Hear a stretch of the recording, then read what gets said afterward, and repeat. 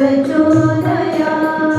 ॐ भूर्भुवः स्वः तत्सवितुर्वरेण्यं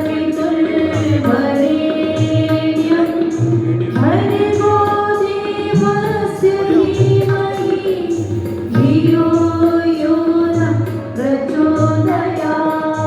धियो यो नः प्रचोदयात्। धियो यो नः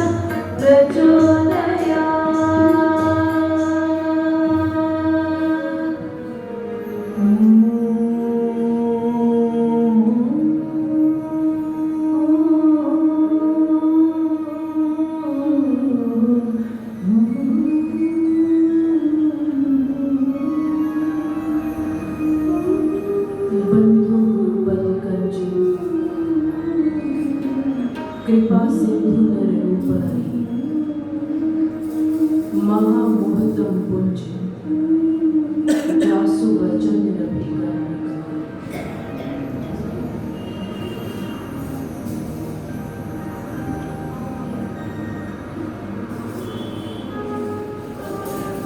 बोलिए नीलकंठ भगवान की सांचे दरबार की। यह पावन स्थली आदरणीय भक्तजनों, इसकी पावन शोभा को प्राप्त करना और यहाँ आकर आसन को ग्रहण करना, ये एक ईश्वर की महती अनुकंपा का सूचक है। क्योंकि मानव यूं ही इस कलिकाल की परिधि में ईश्वर की संगति को, संतों की संगति को धारण नहीं कर सकता। जहां चहु और अधर्म का, पापाचार का, अत्याचार का पसारा है, वहां ऐसी जहां कालिमा इतनी घोर हो चुकी है कि मानो वो सूर्य की लालिमा को निगलने के लिए आतुर हो रही हो,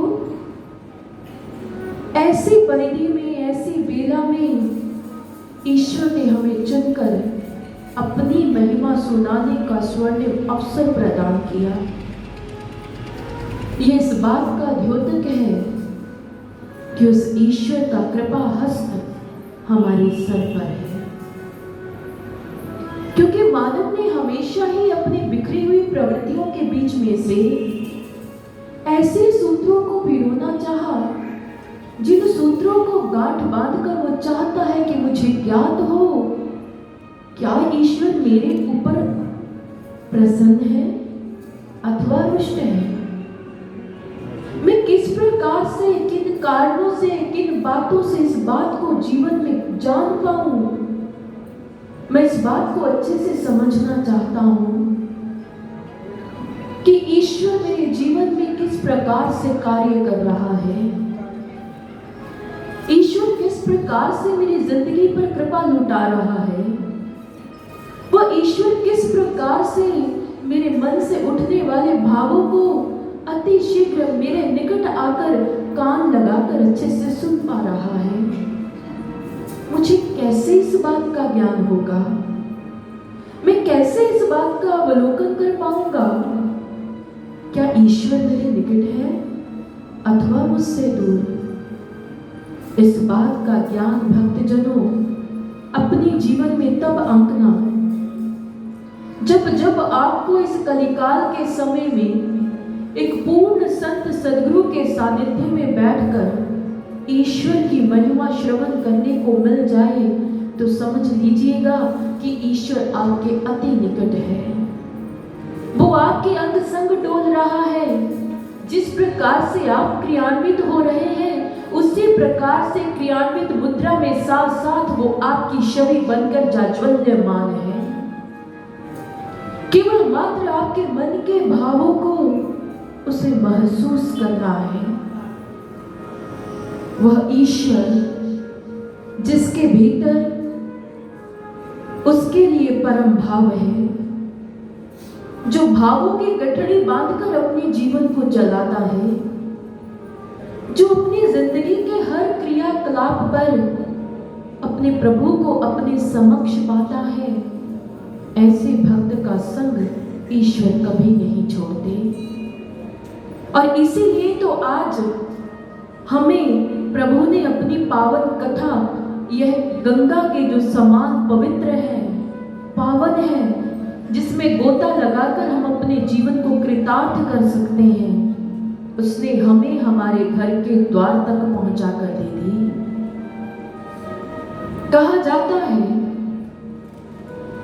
कि एक बार विवेकानंद जी ने अपने गुरु रामकृष्ण परमहंस जी से पूछा था। उन्होंने कहा कि मानव इस बात का ज्ञान कैसे ले, कैसे इसे इस बात का बोध होगा कि वह ईश्वर उसके निकट रहकर उसकी हर बात को सुन रहा है। उसे कैसे बोध होगा कि वह जो अपने जीवन में कर्म कर रहा है, वह कर्म सही मायने में वही कर्म है जिनसे सद्गति मिलेगी। क्या उसका जीवन अच्छे मार्ग पर चल रहा है, अच्छे कर्मों का द्योतक बन रहा है? इंसान को इन सारे प्रश्नों का उत्तर कैसे मिलेगा कि उसकी जिंदगी अच्छी हो रही है अथवा नरक के दहलीज की ओर अपने कदमों को तेज गति से बढ़ा रही है? रामकृष्ण परमहंस जी ने कहा, उन्होंने कहा कि तुम मुझसे यही जानना चाहते हो ना कि मानव के मन को किस प्रकार से संतोष होगा, कि उसकी जिंदगी जिस प्रकार से जी जा रही है, जो कर्म किए जा रहे हैं, वह अच्छे हैं या बुरे? विवेकानंद जी ने कहा, जी ठाकुर, मैं यही जानना चाहता हूं। रामकृष्ण परमहंस कहने लगे, उन्होंने कहा कि जिस व्यक्ति की घर की दहलीज पर स्वयं पूर्ण गुरु चलकर आ जाए, वह व्यक्ति अपने मन में इस बात को धारण कर ले कि उसके कर्म बहुत अच्छे हैं, इसीलिए तो गुरु चलकर उसकी दहलीज पर आया है। आदरणीय भक्तजनों, यह आपके जीवन का सौभाग्य है। घर में बैठे हुए ना जाने आपने ईश्वर से कितनी वार्तालाप की होगी, कितने मन के भावों को साझा किया होगा, लेकिन आज उसका उत्तर, उसका परिमाण आपको ईश्वर अपनी कथा के माध्यम से प्रदान कर रहा है। क्योंकि आपके इस क्षेत्र में प्रभु की ये पवित्र पावन कथा चलकर आई है आपको पावन करने के लिए। इसलिए हम इन भावों को अपने जीवन में धारण कर इस कथा के इस पावन रंग के अंदर अपने आप को रंग कर पवित्र, निर्मल व उज्जवल कर लेकर जाएं। कल हमने श्रवण किया कि मां सती अपने जीवन का परित्याग कर देती है। जैसे ही यज्ञशाला में मां सती ने अपनी जीवन लीला को समाप्त किया और उधर उनके दहन होने के साथ साथ चौहों और आकाश में बिजलियां चमकने लग पड़ी, मानो पूरी प्रकृति ने अपना रूप ही बदल लिया हो। जैसे ही प्रकृति ने अपना रूप बदला, रंग बिरंगे भाव घटाएं उसने बिखेरनी शुरू की। उसी समय पृथ्वी डावाडोल होने लग पड़ी, मानो ऐसा लग रहा था आज इस पृथ्वी के ऊपर जीवन नहीं बच पाएगा, आज एक मानव अपने जीवन को समाप्त कर जाएगा। आज लगता है कि धरती के ऊपर कोई ना कोई ऐसा उपद्रव हुआ है, ऐसा कुकृत्य हुआ है जिसके माध्यम से पूरे जनमानस का जीवन आज खतरे में आ गया है। और उधर ही जैसे ही गणों के द्वारा भगवान शिव को यह सूचना मिली कि आज सती ने अपने आप का दहन कर दिया यज्ञ में, तो उस समय भगवान अत्यंत क्रोधित हो जाते हैं और उसी समय क्रोध में आकर अपना रुद्र रूप धारण कर लेते हैं। रुद्र रूप धारण करते सार ही उन्होंने अपनी जटाओं को अपने सर से उखाड़ा और अपने पास पड़ी शिला पर पटक मारा। जैसे ही उनकी एक जटा जाकर शिला पर लगी तो उसी समय शिला दो टुकड़ों में विभाजित हो गई। आज भगवान शिव इतने क्रोधित हैं, इतने क्रोधित, मानो अपने रुद्र रूप से आज चाहों और बिजलियों ही बिजलियां, आग ही आग बरसा रहे हो। और तभी प्रभु की उस जटा में से उन्हीं का अंश अवतार वीरभद्र उत्पन्न होता है। उस समय भगवान शिव वीरभद्र को आदेश देते हैं कि जाओ, जाकर दक्ष की यज्ञशाला को विध्वंस कराओ। आज दक्ष ने जो अपने लिए, अपने निज स्वार्थ के लिए जो इस यज्ञ को उसने आयोजित किया है, आज उसका यह यज्ञ बचना नहीं चाहिए। उसका यज्ञ किसी भी हालात में संपूर्ण न होने पाए। जाओ वीरभद्र, जाओ, जाकर आज दक्ष के यज्ञ का विध्वंस कराओ। जैसे ही आज वीरभद्र ने अपने प्रभु के इस आदेश को पाया, आदेश पाते सार ही वीरभद्र पहुंच गए अपनी जाज्वल्यमान लाल रंग की आंखों के साथ आज उस यज्ञ में। जैसे ही वहां पर गए तो उसी समय दक्ष आज भयभीत हो गया। वह भागकर जाकर भगवान विष्णु के चरणों में नतमस्तक हो गया। प्रभु मेरी रक्षा करें, मेरी रक्षा करें प्रभु, प्रभु मेरी रक्षा करें। आज मुझे लगता है मेरा जीवन बच नहीं पाएगा। भगवान विष्णु दक्ष से कहने लगे, प्रजापति दक्ष, आज तुम्हारी परिणति स्वयं चलकर तुम्हारे द्वार पर आई है। तुमने जैसा कार्य किया वैसा फल पाने के लिए आज तुम विवश हो, इसलिए तुम्हारी नियति के भीतर मैं भी कोई बाधा उत्पन्न नहीं कर सकता। और उसी समय भगवान विष्णु वहां से चल दिए और वीरभद्र वहां पर दक्ष के पास आते हैं। दक्ष को उसको पकड़ा और पकड़कर उस पर एक जोर से प्रहार किया। आज दक्ष का मस्तक उसके धड़ से अलग होकर उसी के यज्ञ में जाकर नष्ट हो जाता है। जैसे ही आज दक्ष का सर जाकर उसका धड़ से अलग होकर उसी के यज्ञ में गिरकर आहुति बन गया, आज वह यज्ञ जो दक्ष ने अपने लिए, अपने निज स्वार्थ के लिए रखा था, उसका आयोजन किया था, आज वह विध्वंस हो गया। और उसी समय जैसे ही देवताओं ने यह देखा, देवताओं ने सोचा कि इस समय अगर दक्ष जो अपनी मृत्यु को प्राप्त हो चुका है, दक्ष के सर पर इस पृथ्वी का बहुत बड़ा कार्यभार है। अगर दक्ष वहीन, प्रजापति वहीन यह सृष्टि रहेगी तो इस सृष्टि का संतुलन बिगड़ जाएगा। इसीलिए हमें भगवान शिव से प्रार्थना करनी पड़ेगी, उनसे अनुनय करना पड़ेगा कि प्रभु मार्ग दिखाएं, इस पृथ्वी को संकट से बाहर निकालें। और उसी समय जैसे ही सभी देवता गण भगवान शिव से प्रार्थना करते हैं, भगवान शिव उस समय उनकी प्रार्थना को सुनकर शांत हो जाते हैं। तब भगवान शिव ने सभी देवगणों से कहा, उन्होंने कहा आप चारों दिशाओं में जाएं, जो भी आपको प्रथम प्राणी मिले उसी का सर ले आए। और तब भगवान शिव ने दक्ष के सर के ऊपर, दक्ष के धड़ के ऊपर अज का सर लगाया और उसे दोबारा फिर से उसके अंदर प्राणों को स्थापित किया, उसे जीवन प्रदान किया। आज जैसे ही दक्ष को पुनः जीवन मिला, मुख तो उसका अज का है, बकरे का, लेकिन आज उसे पहली बार अपने जीवन में इस बात का एहसास हुआ।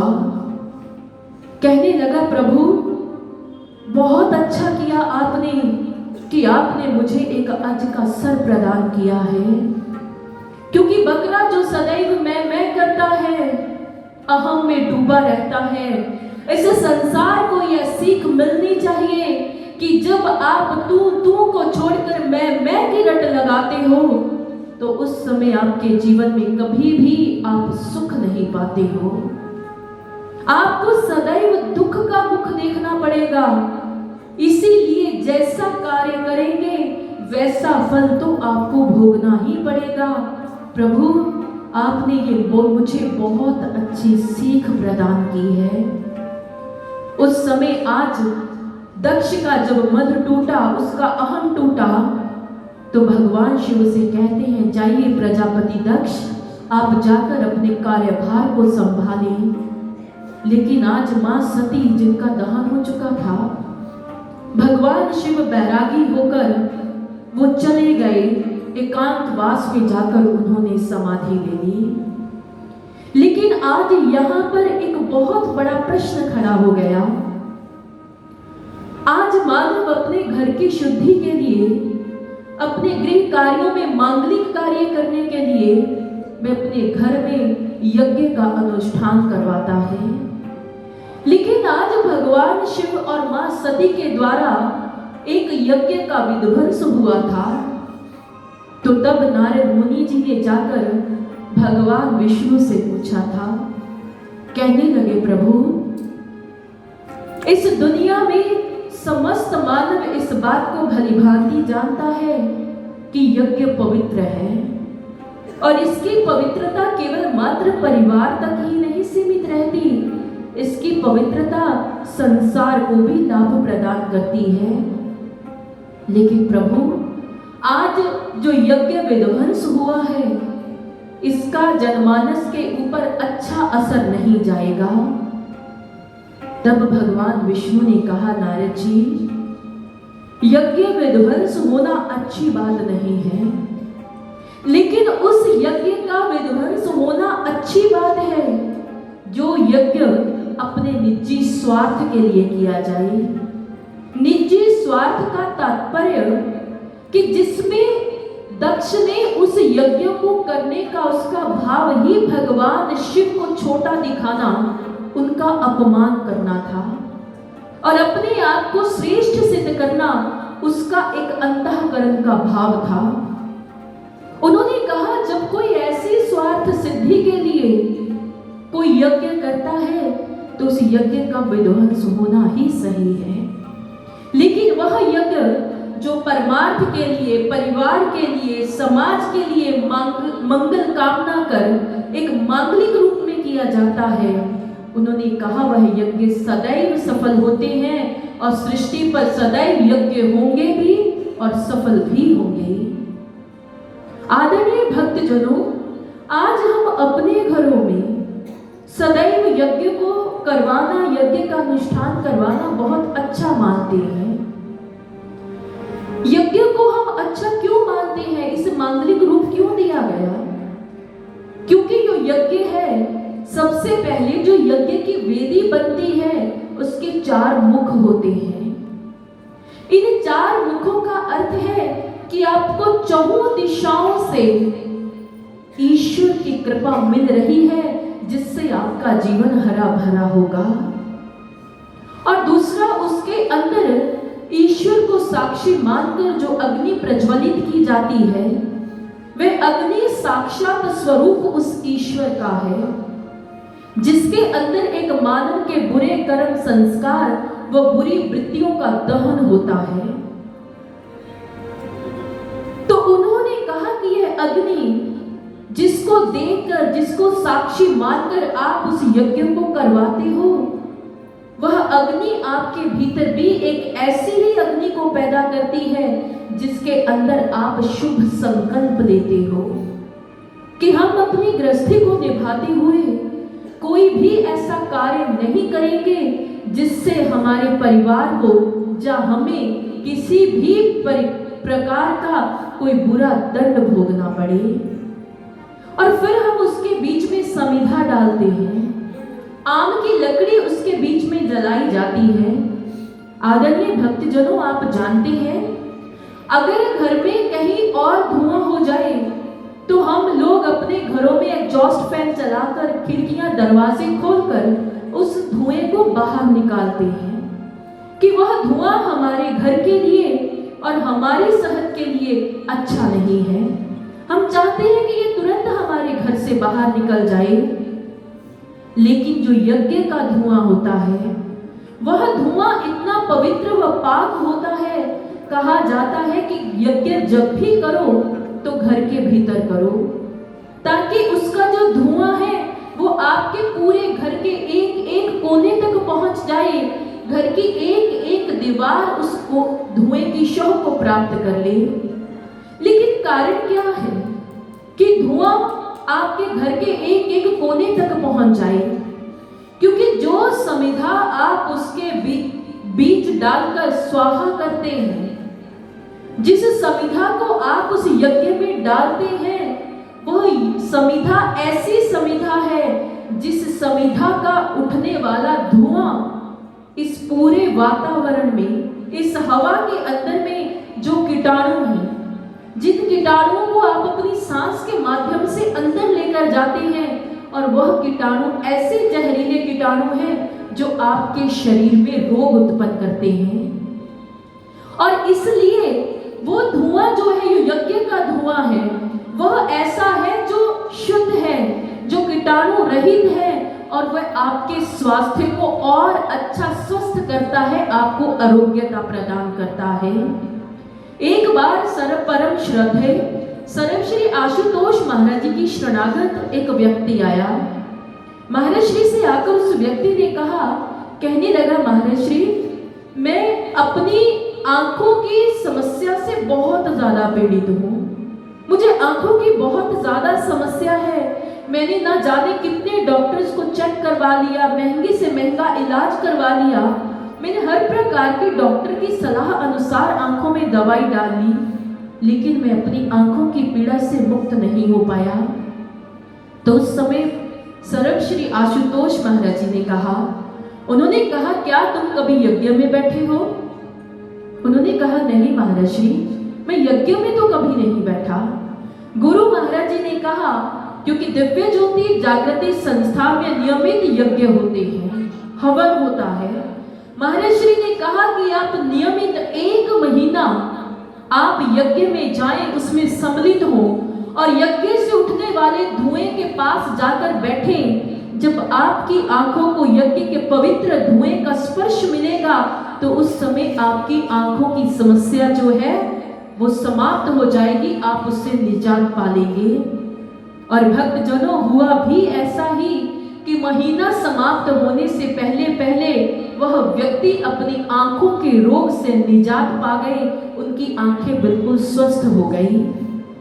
अर्थात यज्ञ हमारे भीतर ईश्वर के लिए भाव तो पैदा करता ही है, लेकिन साथ साथ हमें शारीरिक निरोगता भी प्रदान करता है, हमें स्वास्थ्य भी देता है। इसीलिए आप सभी अपने घर में यज्ञ अवश्य करवाएं। लेकिन मैं यह बात आपसे जरूर कहना चाहूंगी कि वास्तव में यज्ञ वो होता है जिस यज्ञ को एक ब्रह्म ज्ञानी पंडित ब्राह्मण करे, जो ब्रह्म ज्ञानी है, जिसने ईश्वर को देखा है। ईश्वर को देखने के पश्चात जब वह वेदों के मंत्रों का उच्चारण करता है तो उस समय जो आपके घर की शुद्धि होगी, अगर आप किसी लैब टेस्टामीटर के थ्रू अपने घर के एनवायरनमेंट को टेस्ट करवाएं, आप एयर चेक करें, तो उस समय आप हर चीज का जो टेस्टामीटर करने के बाद पाएंगे कि आपके घर का एक एक कोना शुद्ध हो चुका है। इसीलिए ब्रह्म ज्ञानी पंडित ब्राह्मण के माध्यम से यज्ञ को करवाना अति उत्तम है, और आप अपने घरों में यज्ञ करवा अपने घरों को शुद्ध कर सकते हैं। इसीलिए तो हमारे ऋषियों ने, वेदों ने मिलकर इस संपूर्ण वसुंधरा के लिए, इस पूरी कायनात के लिए उन्होंने एक ऐसे शांति पाठ की रचना की, ऐसे मंत्रों का उन्होंने उच्चारण किया जिसमें उन्होंने केवल मात्र अपने स्वयं के कल्याण के लिए नहीं, अपितु आपके लिए, पूरी पृथ्वी, पूरे ब्रह्मांड, पूरे समाज के लिए कल्याण, मंगल व शांति मांगते हुए उन्होंने गाया है। आए हम सभी लोग मिलकर भी आज सभी के लिए मंगल मांगते हुए, अपने हृदय में परमार्थ को धारण करते हुए शांति पाठ का गायन करते हैं।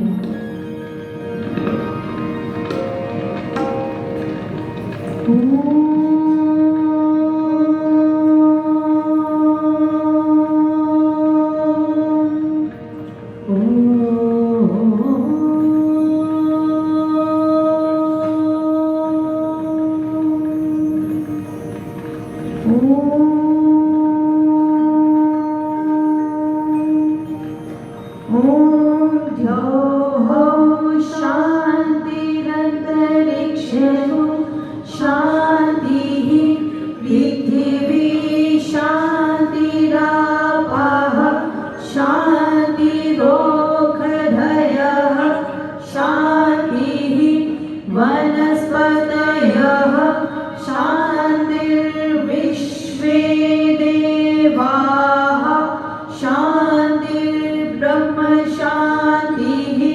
सर्वं शान्तिः शान्तिरेव शान्तिः सा वा शान्तिरेधि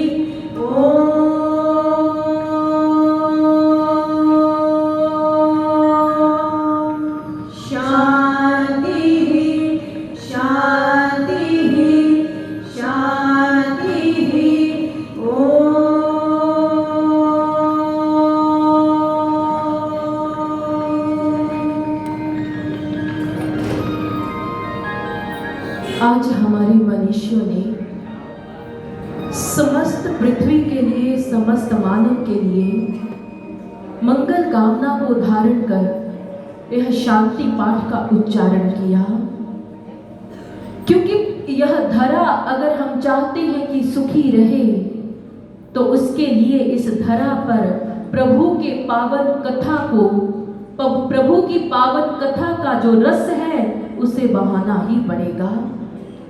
क्योंकि बात उस समय की है, ताड़कासुर जिसने ब्रह्मदेव की तपस्या की, वे चाहता था, उसके मन में एक लालसा थी, लेकिन उस लालसा का जिक्र उसने किसी के साथ भी नहीं किया। लेकिन ताड़कासुर चला गया जंगलों में, वनों में, वहां पर जाकर वह एक पांव के ऊपर खड़ा होकर घोर तप करने लगा। ब्रह्मदेव को अपनी आर्त पुकार के माध्यम से पुकारने लगा। जैसे ही उसने अपना घोर तप किया, उसी समय ब्रह्मदेव आज उसके ऊपर प्रसन्न हो गए। और जब प्रसन्न हुए तो ब्रह्मदेव ने कहा, कहने लगे, बताओ तुम क्या चाहते हो। तो उस समय ताड़कासुर कहता है कि हे ब्रह्मदेव, आप मुझे यह वरदान दें कि मुझे कभी भी मृत्यु प्राप्त ना हो। ब्रह्मदेव कहने लगे, ताड़कासुर, यह इस सृष्टि का नियम नहीं है। जिसने जन्म लिया है उसे इस सृष्टि से जाना ही पड़ेगा। ताड़कासुर ने कहा कि हे ब्रह्मदेव, आप मुझे वह वरदान प्रदान करें जिस वरदान में मैं चाहता हूं कि मेरी मृत्यु भगवान शिव के पुत्र के हाथों से हो। ब्रह्मदेव कहने लगे, तथास्तु। और उसी समय ब्रह्मदेव अंतर्धान हो गए। आज ताड़कासुर बहुत प्रसन्न है। जानते हैं क्यों? क्योंकि ताड़कासुर अपने आप को अति चतुर समझता था, क्योंकि उस समय मां सती जो अपनी देह का परित्याग कर चुकी थी, भगवान शिव वैरागी होकर समाधि में जा चुके थे। ना तो भगवान शिव का विवाह हुआ था, ना ही वो सोचता था कि उनके घर में पुत्र होगा। अगर पुत्र नहीं होगा तो मेरी मृत्यु कैसे होगी। आज ताड़कासुर अपने आप को बहुत ज्यादा प्रसन्न पा रहा था। उसने सोचा, मैं तो अविनाशी हो गया, मैं इस धरती पर अजर अमर हूं, मैं ही इस पृथ्वी का भगवान हूं।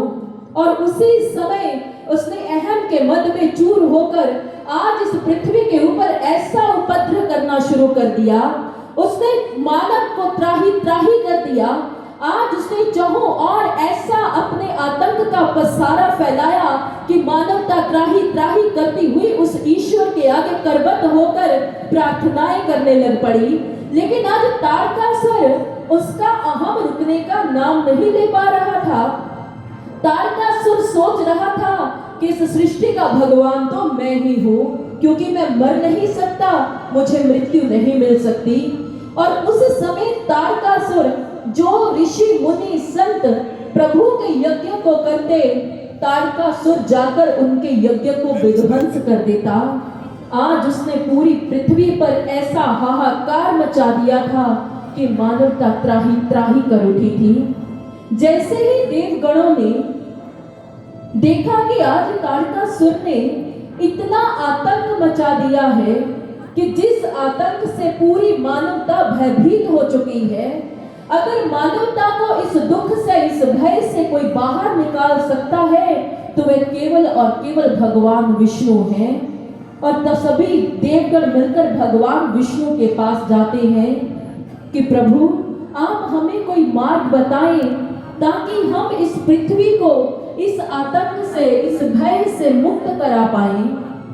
तो उस समय भगवान विष्णु सभी देवगणों से कहते हैं, उन्होंने कहा कि अगर आप इस पृथ्वी को, आतंकित हुई पृथ्वी पर फिर से खुशहाली को बहाल करना चाहते हैं, तो आज पृथ्वी के सभी मानवों को मिलकर और आप सभी को साथ संगठित होकर उस आद्य शक्ति, उस जगदम्बा के आगे हाथ जोड़कर आज करबद्ध अंतर के 8 भावों को बाहर निकालकर उनसे प्रार्थना करनी पड़ेगी।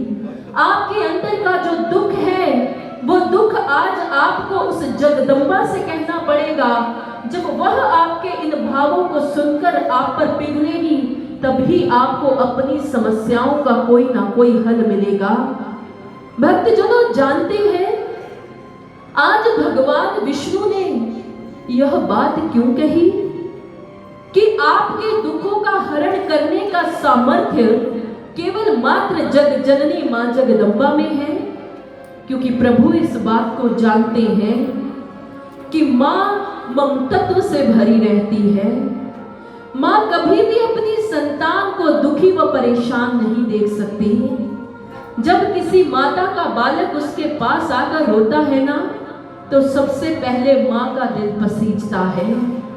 मां कभी नहीं चाहती कि उसके पुत्र का, उसकी संतान का किसी ना किसी व्याधि से, किसी रोग से, किसी पीड़ा से मन दुखी हो। जब भी संतान अपनी मां के पास जाकर पुकार करती है, तो मां कभी नहीं हुआ कि उसका दिल ना पसीजा हो, वह अपनी संतान का दुख दूर करने के लिए अवश्य आती है। और इसीलिए आज भगवान विष्णु इस बात को जानते थे, इसीलिए ही तो उन्होंने कहा कि आप जगदम्बा से प्रार्थना करें। और आज इसी भाव को लेकर देवगण समस्त मानव को अपने साथ लेकर आज निकल पड़े उस जगदम्बिका को प्रार्थना करने के लिए। आज उनके दिल के भाव, उनकी दिल की पुकार एक आर्त भाव बनकर, उनके दिल के दुख, उनकी पीड़ा जो है वो शब्दों का रूप लेकर आज मां से प्रार्थना करती है। और उस समय सभी लोग मिलकर क्या प्रार्थना करते हैं, क्या गुहार लगाते हैं, आइए हम सभी लोग मिलकर भी उस प्रार्थना में सम्मिलित होते हैं और आद्य शक्ति से ये प्रार्थना करते हैं कि हमें भी इस दुख से उभारें, हमें भी इस दुख से उभारें।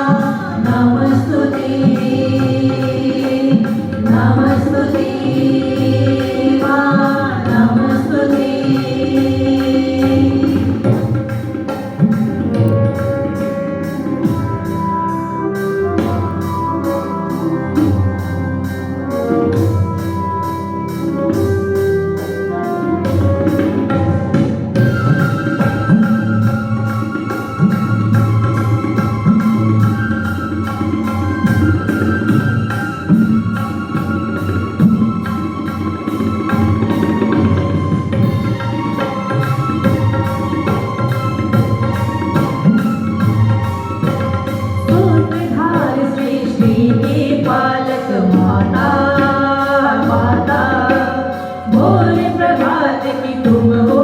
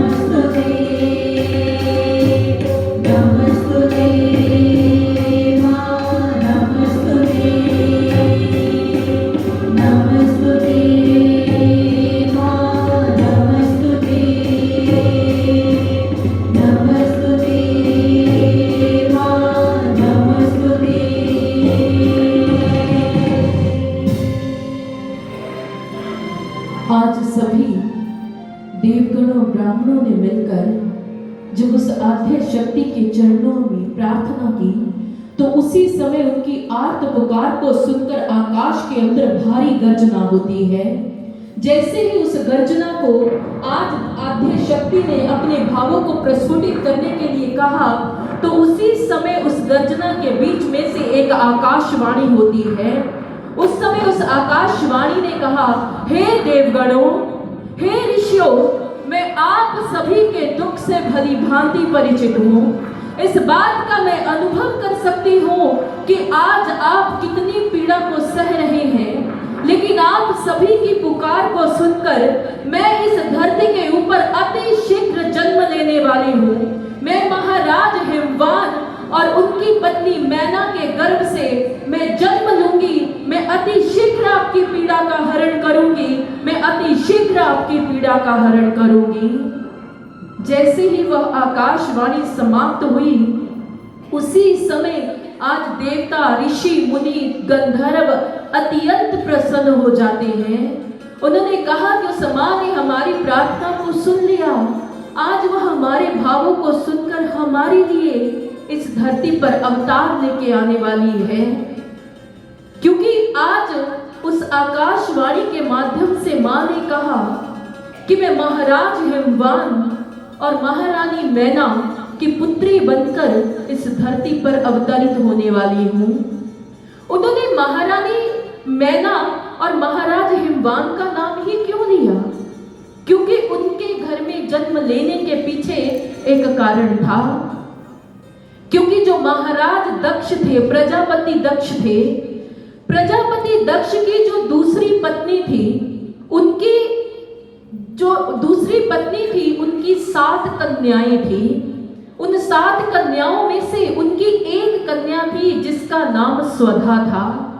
उन्होंने अपनी उस पुत्री स्वधा को पितरों को दान कर दिया, और पितरों को दान करने के पश्चात जब स्वधा की शादी हुई, तो तब उसकी कोख से 3 पुत्रियों ने जन्म लिया। एक का नाम मैना, दूसरी का नाम धन्या और तीसरी का नाम कलावती। ये तीनों जो उसकी पुत्रियां, उसकी बेटियां, उसकी कन्याएं थी, तीनों की तीनों रूपवान थी, गुणों से संपन्न थी। एक बार वह श्वेत द्वीप पर भगवान विष्णु का दर्शन पाने के लिए तीनों बहनें जाती हैं। जैसे वह श्वेत द्वीप पर भगवान विष्णु का दर्शन पाने के लिए गई, तो वहां पर सनकादिक ऋषियों का आगमन होता है। ऋषियों के आगमन पर सभी ऋषि खड़े होकर उनका स्वागत करते हैं, लेकिन यह तीनों बहनें शिव की माया से मोहित हुई खड़ी होकर ऋषियों का, सनकादिक ऋषियों का स्वागत नहीं करती, अपने आसन का त्याग नहीं करती।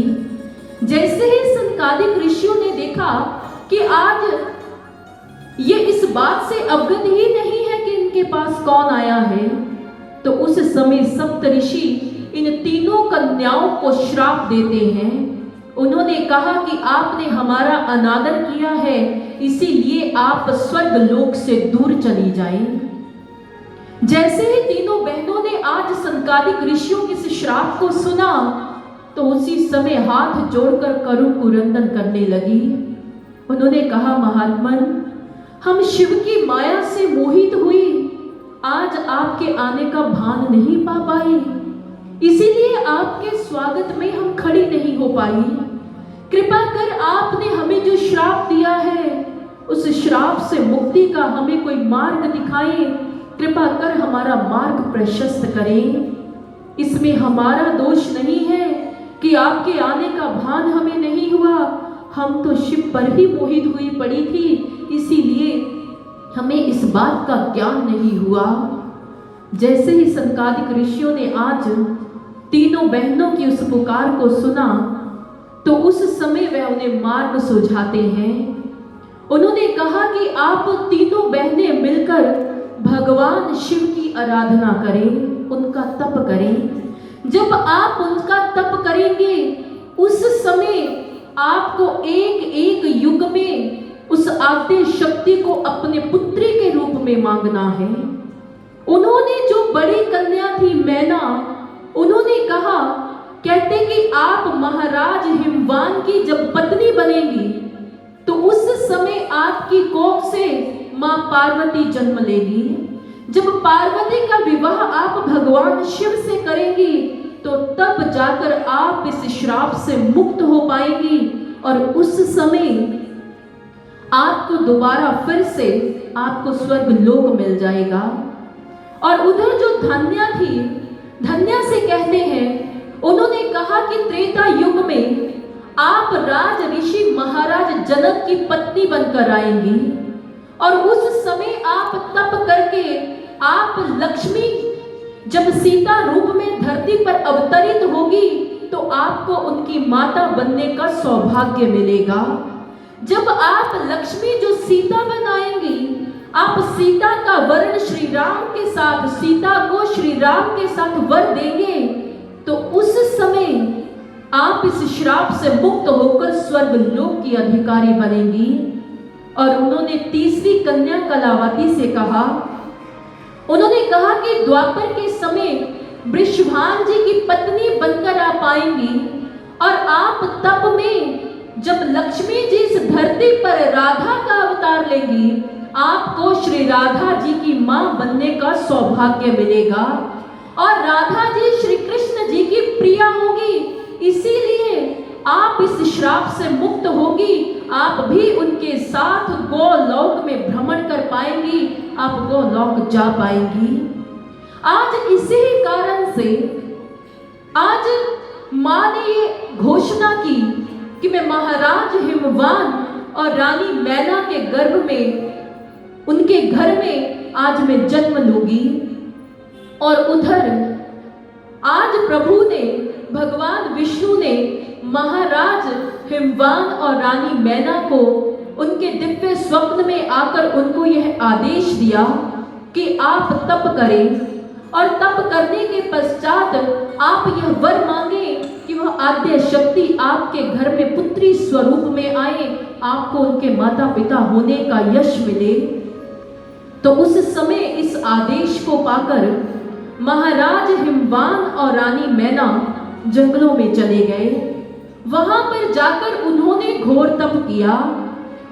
जब वह तप करने के लिए गए थे उस समय वह यौवन अवस्था में थे, लेकिन उन्होंने अपनी पूरी यौवन अवस्था में वन के बीच में रहकर राजमहलों के सुख का त्याग करके, हर प्रकार के ऐश्वर्य का त्याग करके उन्होंने तप किया।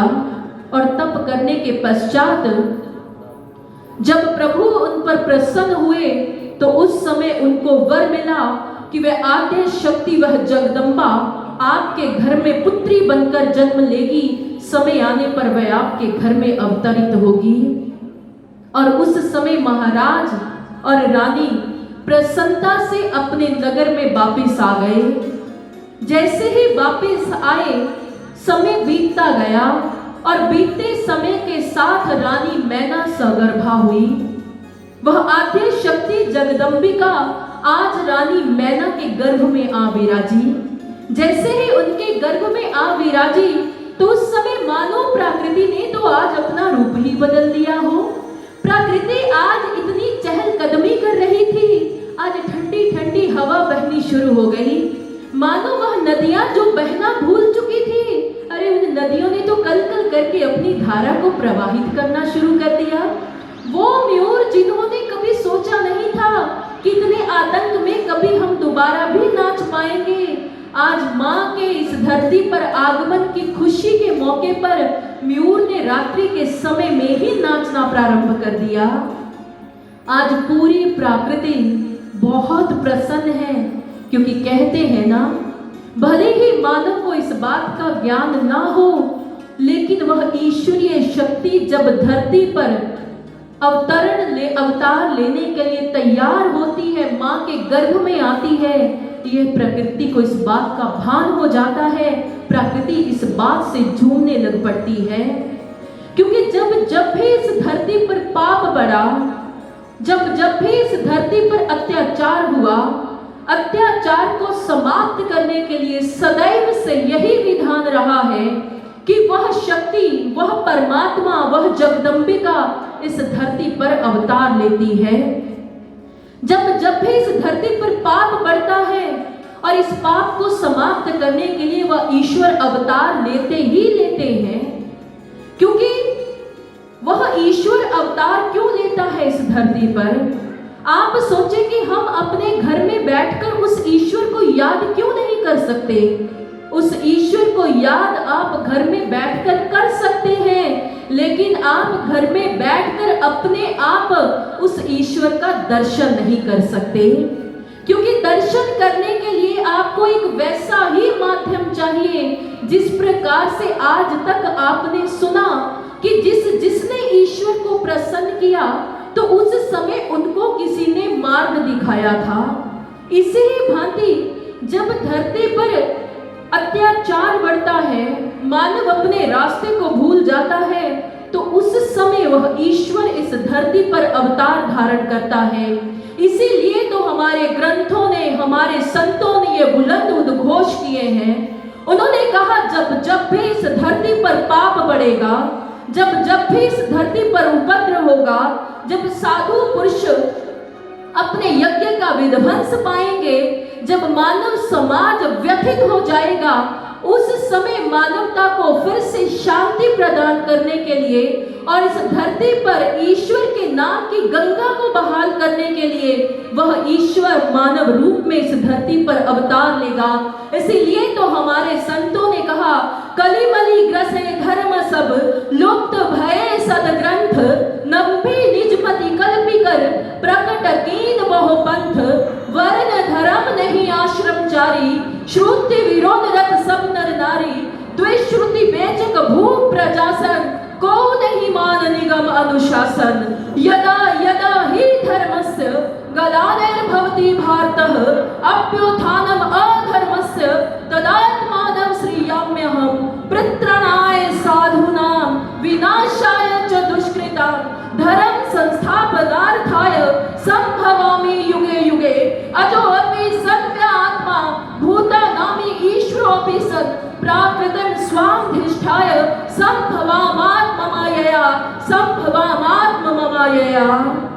उन्होंने कहा जब भी इस धरती पर अत्याचार हुआ, वह ईश्वर इस धरती पर अवतरित हुआ, भले ही वह नर रूप में आए या मां के रूप में अवतरित हो, लेकिन वह सदैव इस धरती पर अवतरित होता है।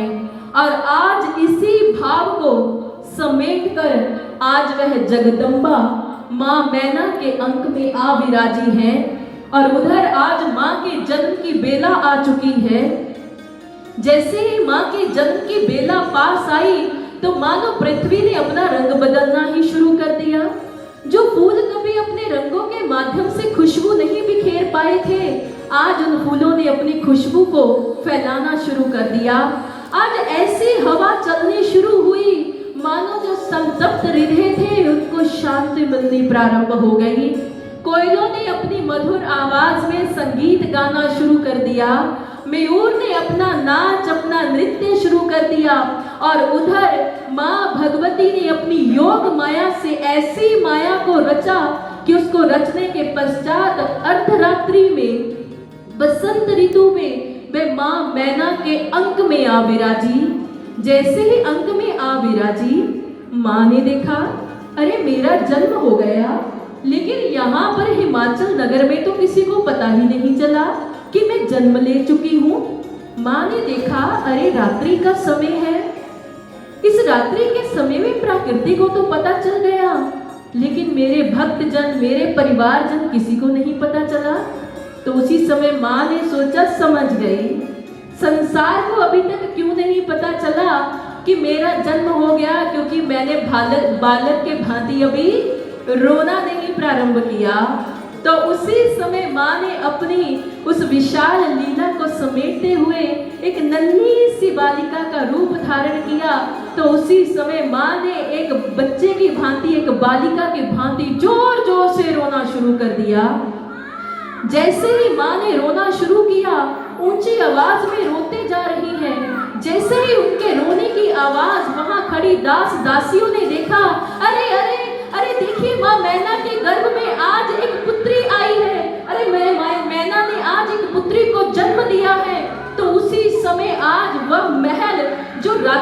परिणित हुआ पड़ा था, आज उस महल की चकाचौंध तो ऐसे हो गई जैसे दीपावली हो।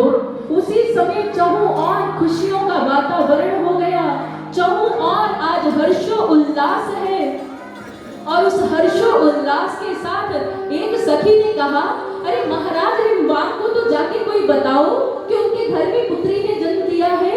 तो उसी समय एक सखी कहती है, नहीं मैं जाती हूँ। दूसरी ने कहा, नहीं मैं जाती हूँ। दोनों ही सखियां भागी हुई महल में जाती हैं और जोर जोर से गाती है, बधाई हो महाराज, बधाई हो।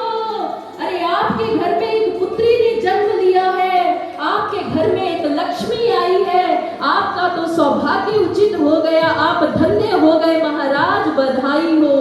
और आज पूरी हिमाचल नगरी में आज प्रसन्नता का माहौल है, सभी प्रसन्नता से नाच रहे हैं, गा रहे हैं और एक दूसरे को बधाइयां देते हुए क्या कह रहे हैं। आइए हम भी उन बधाइयों में सम्मिलित होते हैं।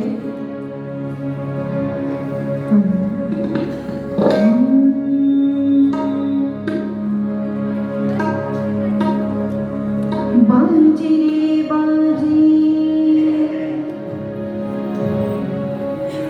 बाजे रे बाजे बधैया, बाजे है हिमवान के अंगना। बाजे रे बाजे बधैया, बाजे है हिमवान के अंगना। बाजे रे बाजे बधैया, बाजे है हिमवान के अंगना। मैया मैना आदिशक्ति को, मैया मैना आदिशक्ति को झूलावे पलना, झूलावे पलना। बाजे रे बाजे बधैया, बाजे हिमवान के अंगना। बाजे है बाजे बधैया, बाजे है हिमवान के अंगना। हेलो, भाई मुझे लगता है यहाँ मंडी के निवासियों को माँ के जन्म की बधाई नहीं हो पाई, खुशी नहीं हो पाई। सही बात है भाई, खुशी है आपको माँ को जन्म की। अगर जन्म की खुशी है तो जब जन्म हुआ था तो आपको ताली लगानी चाहिए। बात अभी भी नहीं है। तारकासुर के साथी कौन है, वो हाथ खड़ा कर दे। तारकासुर के जो राक्षस है उसके साथी कौन है भाई? कोई नहीं। सबको माँ के जन्म की खुशी है, तो इसलिए जरा दोनों हाथ ऊंचा करके प्रभु माँ के जन्म की एक बार ताली लगाकर आप आकर माँ को झूला झुला सकते हैं। माँ नंदी रूप में, बालिका के रूप में आपके समक्ष आई है। प्रणाम कर आप आशीर्वाद ले सकते हैं, उनको शगुन दे सकते हैं और आए साथ साथ में श्रवण कर सकते हैं। और आपके मध्य में सेवादार भी आ रहे हैं जो सब यहाँ तक नहीं पहुँच पाएंगे, क्योंकि आप सोच रहे होंगे कि माँ का जन्म हो गया, नाच गाना तो हुआ ही नहीं। सोच रहे होंगे ना, नाच गाना हमने अभी इसलिए शुरू नहीं किया, होगा नाच गाना होगा, लेकिन नाच गाने से पहले माँ का दर्शन और माँ को जो बधाई देनी है और माँ की मुख दिखाई का शगुन, वो आप सभी झूला झुला भी सकते हैं। और जो सेवादार आपके मध्य आ रही है, आप अपना जो शगुन है वो उनके पास दे दें ताकि वो माँ के चरणों में अर्पित करेंगे। और उसके बाद तैयार हो जाइएगा, क्योंकि आपने नाचना भी है, इसलिए आइए साथ साथ बधाई देते हैं। बाजे